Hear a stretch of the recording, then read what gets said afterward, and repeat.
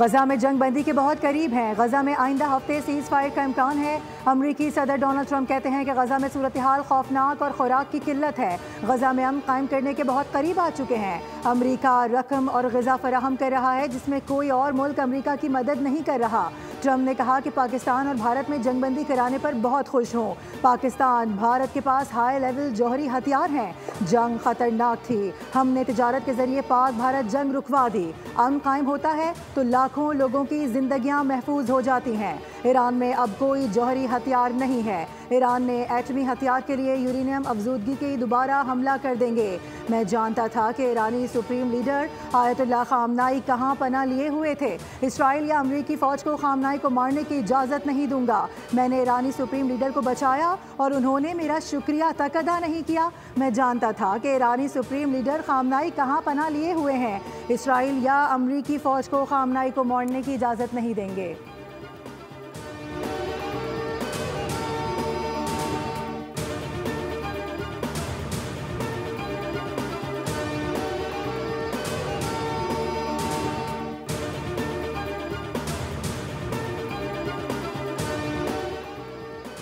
अगर सदर Trump Iran से डील में वाकई संजीदा हैं तो सुप्रीम लीडर आयतुल्लाह खामनाई के लिए बेहतरामी और नाकाबिल कबूल लहजा तर्क कर दें। ईरान में अपने मफादात और खुद मुख्तारी के तहफ़्फ़ुज़ के लिए किसी भी इक़दाम का इख्तियार रखते हैं। ईरानी वज़ीर ख़ारजा अब्बास अराग़ची का सोशल मीडिया पर बयान कहा कि कौम के तौर पर हमारा बुनियादी उसूल सादा और सच्चाई पर मुनहसर है। हम अपनी कदर जानते हैं और अपनी आज़ादी को अजीज़ रखते हैं। हमारे मिसाइलों से बचने के लिए इसराइल के पास अमरीका जाने के सिवा कोई चारा नहीं था।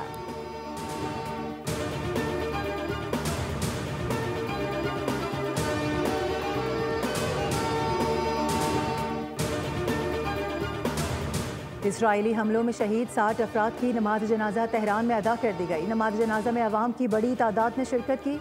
शहदा को खिराज अक़ीदत पेश किया गया। शहदा की मैयतों को कौमी परचम में लपेटा गया था।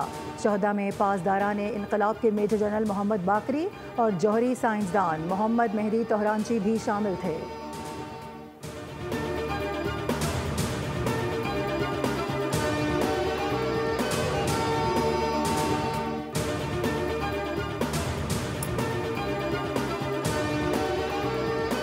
कराची में 123वीं मिडशिपमैन और 31वीं शॉर्ट सर्विस कमीशन कोर्स की passing out parade field marshal Asim Munir तकरीब के मेहमान खुसूसी। फील्ड मार्शल आसिम मुनीर को नेवी के चाको चौबंद दस्ते ने सलामी दी। फील्ड मार्शल ने परेड का मुआयना किया। फील्ड मार्शल ने पास आउट होने वाले कैडेट में नुमाया पोजीशन हासिल करने वालों में इनामात तकसीम किए। पास आउट होने वाले कैडेट अब्दुल रहमान ने एजाज़ी शमशीर हासिल की।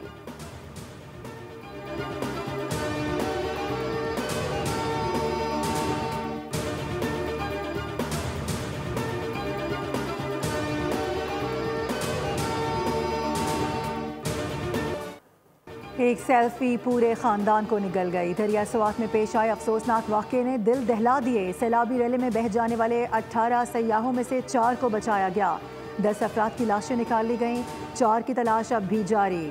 लापता सयाहों में 2 का ताल्लुक मर्दान जबकि 3 का ताल्लुक सियालकोट से है। रेस्क्यू टीमें दरिया स्वात में मौजूद हैं। लापता अफराद की तलाश के लिए भरपूर कोशिशें की जा रही हैं। सैलाबी रैली में बह जाने वालों में से 10 अफराद का ताल्लुक एक ही ख़ानदान से है। मुतासिरा ख़ानदान का ताल्लुक डस्का सियालकोट से है। कराची से ताल्लुक रखने वाले मोइज़ुल्लाह भी डूबने वालों में शामिल। दरिया स्वात के किनारे तमाम होटल्स और तफरीही सरगर्मियाँ बंद करके दफ़ा 144 नाफिज कर दी गई। वज़ीर आला KP अली अमीन गंडापुर की हिदायत पर फ्लड सेल भी कायम कर दिया गया। एडिशनल डिप्टी कमिश्नर समेत 4 अफसरान को फौरी तौर पर मुअत्तल करके 2 रुकनी कमेटी तश्कील दे दी गई जो 7 दिनों में अपनी इंक्वायरी रिपोर्ट सूबाई हुकूमत को पेश करेगी।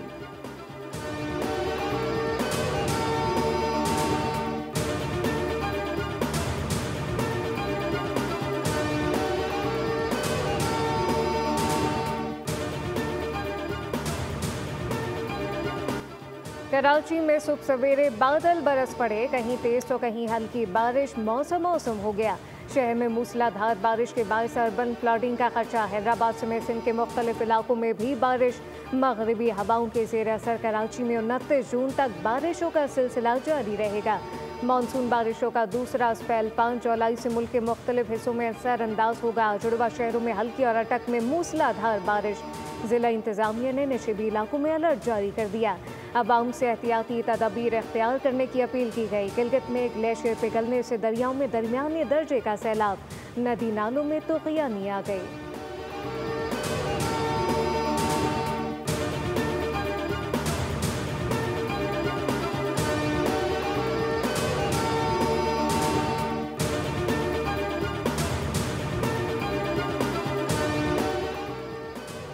कराची में गुज़िश्ता 24 घंटों में सबसे ज़्यादा बारिश सरजानी टाउन में 16 मिलीमीटर रिकॉर्ड की गई। सादी टाउन में 10, नॉर्थ कराची में 7 रिकॉर्ड।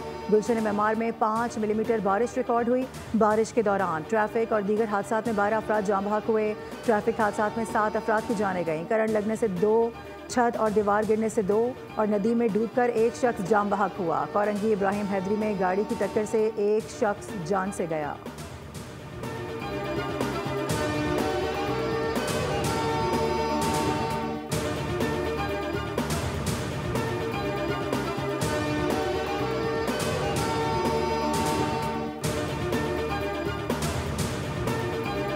मखसूस नशिस्तों से मुताल्लिक केस का फैसला आ गया। पेशावर हाई कोर्ट का फैसला बहाल। पाकिस्तान तहरीक इंसाफ मखसूस नशिस्तों से महरूम हो गई। मखसूस नशिस्तें नून लीग, पीपल्स पार्टी समेत दीगर जमातों को मिलेंगी। नज़र सानी की दरख्वास्त मंजूर। सुप्रीम कोर्ट ने 12 जुलाई का फैसला कलअदम करार दे दिया। फैसले में कहा गया, सुप्रीम कोर्ट ने 7 जजेस की अक्सरियत से फैसला सुनाया। केस सुनने वाले आईनी बेंच के 11 जजेस में शामिल जस्टिस अलाउद्दीन पनहोर ने केस सुनने से माजरत की। बेंच टूटने के बाद आईनी बेंच ने वक्फा किया और 10 जजेस के साथ दोबारा समाअत शुरू की, जबकि हामिद खान ने दलाइल में कहा कि 13 जजेस के फैसले पर नज़र सानी 10 जज नहीं कर सकते। हुकूमती मुतासरा अरकान के वकील मखदूम अली खान बोले कि अगर कोई जज केस सुनने से माजरत कर ले तो बकिया जजेस का बेंच फुल कोर्ट ही तसव्वुर किया जाता है।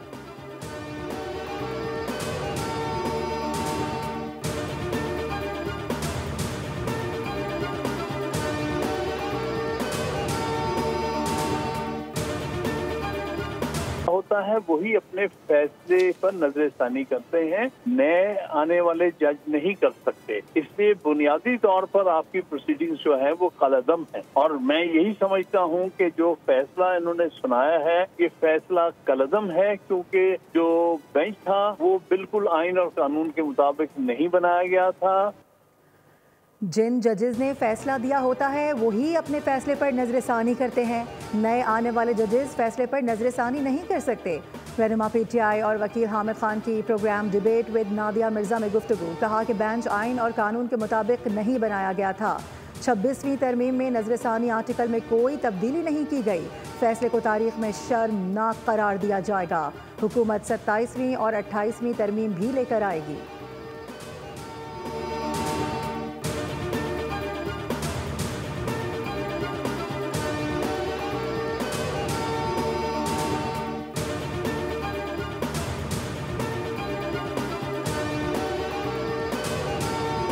तो आप लोगों को 1.5-2 साल पहले बता दिया था जब ये केस पुटअप हुआ था PTI की तरफ से कि इसमें PTI को भरपूर मायूसी होगी और मेरी प्रेडिक्शन अल्हम्दुलिल्लाह बिल्कुल ठीक निकली एज ऑलवेज, क्योंकि ये कानूनी तौर पे इस केस का कोई सर पैर नहीं था। कानूनी तौर पे वीक केस था और जिस तरह इसको PTI लेके चली तो अंडरस्टूड था अगर ये केस पे कोई जान होती भी तो भी केस हारना जिस तरह लेके गए, क्योंकि PTI पाकिस्तान जो है वो समझौतों के तौर पर सारा काम करी। पहले से बता चुका था कि मखसूस नशिस्तों के केस में तहरीक इंसाफ को मायूसी होगी। सेनेटर फैसल बावदा की बोल न्यूज़ से गुफ्तगू। बोले कि इस केस का कोई सर पैर नहीं था। तहरीक इंसाफ पाकिस्तान समझौतों के तौर पर काम कर रही है। वो चाहती है कि PTI तबाह बर्बाद हो जाए, चाहती है कि बानी PTI जेल में रहें।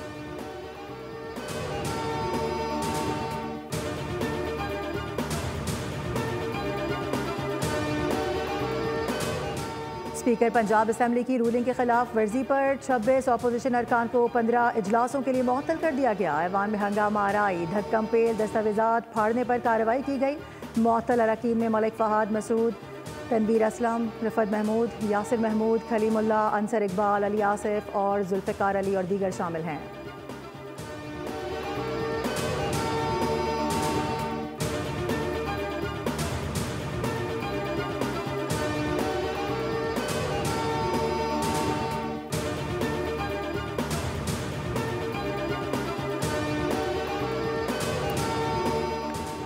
निज़ाम को यरगमाल नहीं बनाने देंगे। ऐवान के तकद्दुस का ख्याल रखना हर एक के लिए ज़रूरी है। ऐवान को कवायद और ज़वाबित के मुताबिक चलाना मेरी जिम्मेदारी है।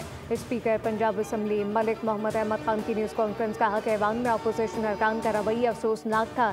PTI ने 2024 में भी धांधली के इल्ज़ामात लगाकर निज़ाम को मफलूज करने की कोशिश की थी। ऐवान को किसी सूरत मछली मंडी नहीं बनने दूंगा। 9 मई के साने को नस्लें भुगतेंगी।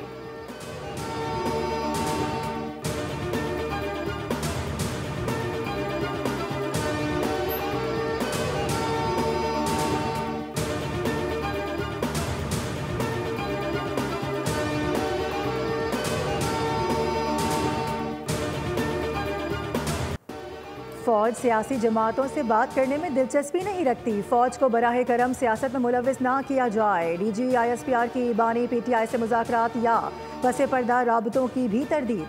कहा कि हम हमेशा इस मामले पर बिल्कुल वाज़े रहे हैं। ये सियासतदानों का काम है कि वो आपस में बात करें। DG ISPR का बरतानवी नशरियाती इदारे को इंटरव्यू। कहा कि बलूचिस्तान के अवाम पाकिस्तान के साथ हैं।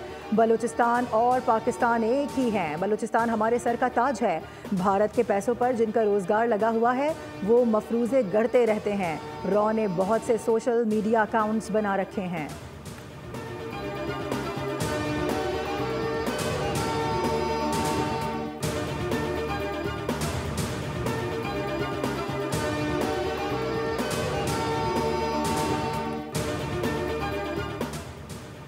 सिंताउस माहदे पर सालसी अदालत की पाकिस्तान के मौक़िफ़ की तारीफ़ करते हुए भारत के माहदे को यकतरफ़ा तौर पर मुअत्तल करने और सालसी अदालत के किरदार को महदूद करने के इक़दाम को मुस्तरद कर दिया।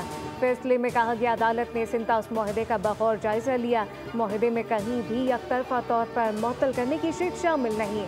माहदे का इतलाक़ जारी रहेगा। हुकूमत पाकिस्तान का सालसी अदालत का खैर मकदम पाकिस्तान के मौक़िफ़ की तारीफ़ करने और भारत की जानिब से यकतरफ़ा मुअत्तली के इक़दाम को गैर कानूनी करार देने को सराहा।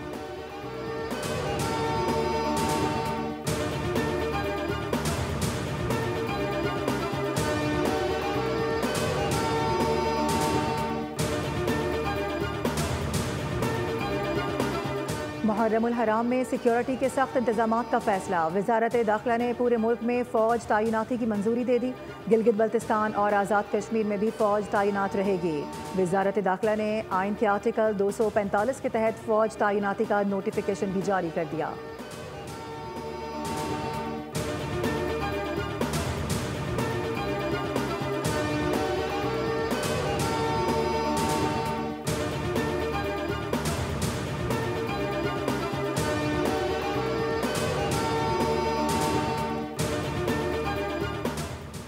वफाकी वज़ीर दाखिला मोहसिन नकवी का NADRA mega centre blue area का दौरा।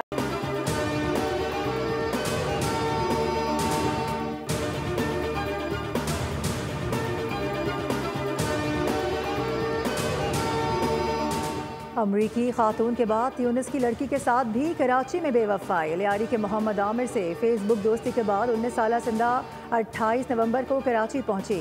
29 नवंबर को शादी की जो 7 माह बाद ही ख़त्म हो गई। मुतासरा लड़की मदद के लिए थाने पहुंच गई। कहा कि 90 दिन का पाकिस्तानी विजिट वीज़ा 18 फरवरी को ख़त्म हो चुका।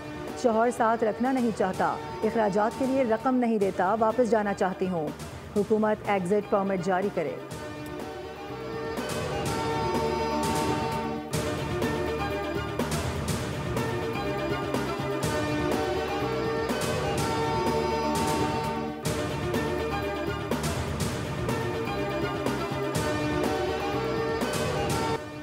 इसराइली बमबारी के नतीजे में ग़ज़ा में मज़ीद 72 फ़लस्तीनी शहीद हो गए, जबकि जनूबी लबनान के शहर नब्तिया में खातून जाम बहक और 20 अफराद ज़ख्मी हो गए। इसराइली फ़ौज ने इमदाद के लिए आने वालों पर फायरिंग का एतराफ़ कर लिया। इसराइली फ़ौजियों ने ग़ज़ा में भूखे फ़लस्तीनियों पर जानबूझकर फायरिंग की।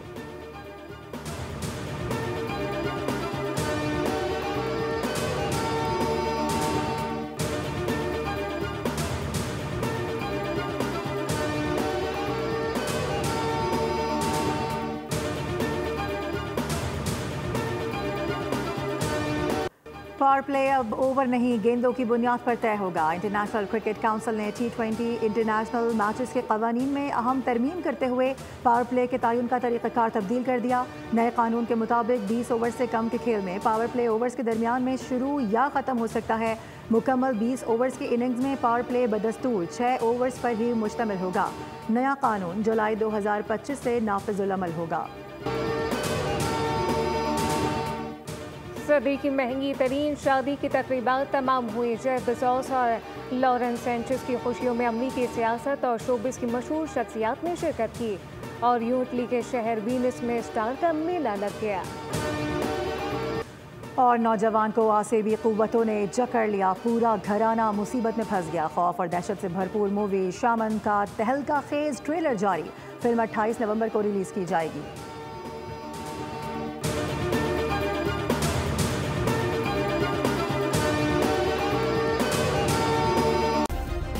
सब्सक्राइब करें और बेल दबाएं ताकि कोई खबर रह न जाए।